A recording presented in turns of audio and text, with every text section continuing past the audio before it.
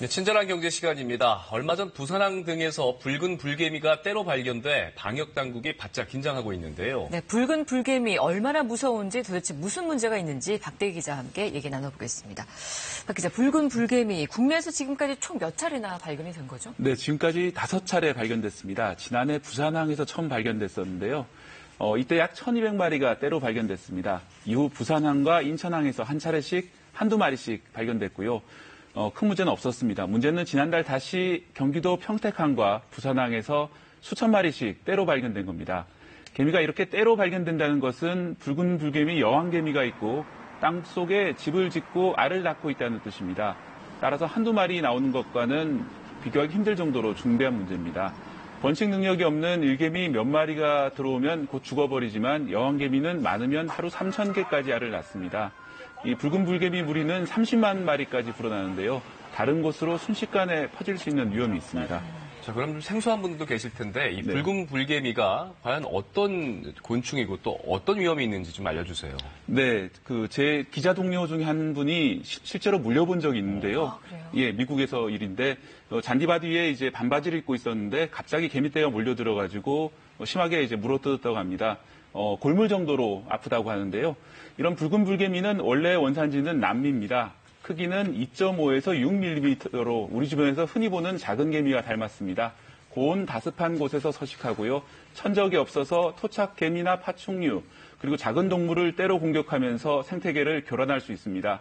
문제는 독성입니다. 솔레놉신이라는 독을 가지고 있어서 물리면 사람에 따라서 쇼크가 올 수 있고 간혹 죽는 사람도 보고됩니다. 통증은 벌에 쏘일 경우의 60% 정도 되는데 문제는 때로 몰려와서 물게 되면 훨씬 아플 수 있습니다.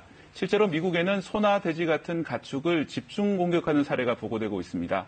가축 부상 등 손실액만 1년에 6조 원에 이릅니다.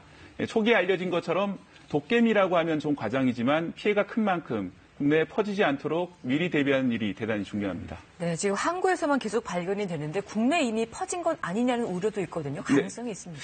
네, 그런 가능성이 있다는 말이 계속 나오고 있습니다. 이렇게 퍼진 게 아닌지 확인하기 위해서는 어떻게 이제 붉은 불개미가 번식하는지 원리를 알아볼 필요가 있습니다.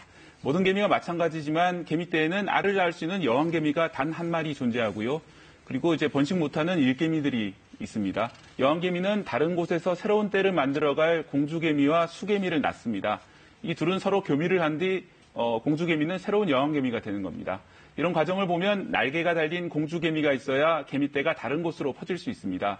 문제는 이번에 부산에서 이 공주개미가 발견된 겁니다. 그것도 12마리나 발견됐고요. 이미 비행을 마치고 날아가 버린 공주개미도 상당수 있을 것으로 추정됩니다. 따라서 항구 주변으로 퍼졌는지 관심이 쏠리고 있습니다. 수개미가 발견되지 않았기 때문에 당국은 번식에는 실패했을 것으로 추정하고 있지만 확실히 아니라고 말할 수는 없는 상황입니다. 공주개미는 일단 날아오르면 바람을 타고 수킬로미터까지 갈 수 있습니다. 바다 위를 가는 경우도 종종 있을 정도입니다. 부산항이 특히 문제인데 발견 지점을 중심으로 5km를 그려보면 부산 서면이나 남구, 영도구 등 인구 밀집 지역이 포함됩니다. 당국도 이 5km 내에 번식하고 있을 가능성이 있다고 보고 조사를 벌이고 있습니다. 방역 당국도 여러 가지 대책을 마련하고 있을 텐데 일반 시민들이 좀 도울 수 있는 방법은 없습니까? 네, 사실 이제 붉은 불개미는 시민들이 육안으로 봐서는 잘 판단하기 힘듭니다. 정부도 이제 방역을 벌이고 있는데요. 특히 이제 붉은 불개미가 발견되면 주변 반경 200m의 컨테이너 박스를 소독하기 전에는 반출 못하도록 하고 있습니다. 문제는 이제 아까 말씀드린 것처럼 전문가와 현미경으로 보기 전까지는 일반 작은 개미와 구별이 어렵다는 겁니다. 부산항이나 평택항 주변에 사는 분들도 육안으로는 구별이 힘들 겁니다. 따라서 아프게 무는 개미가 보이거나 가축이나 작은 동물이 개미떼 공격을 받는다면 신고하시는 게 좋습니다. 당국은 많은 인력을 투입해서 대응하고 있습니다만 어이없는 실수도 있었습니다. 부산항에서 2번 발견된 개미떼 거리가 당초 5km였다고 발표했는데요. 제가 지도에서 직접 재보니까 2.9km였습니다. 2.9km였다면 한쪽에서 다른 쪽으로 충분히 이동이 가능한 거리이기 때문에 주의가 필요합니다. 일단 국내에 토착화되면 무엇보다 생태계 파괴가 우려되는 만큼 정확한 정보 공개와 대응이 필요한 시점입니다. 네, 친절한 경제 박대기 기자 함께했습니다. 고맙습니다.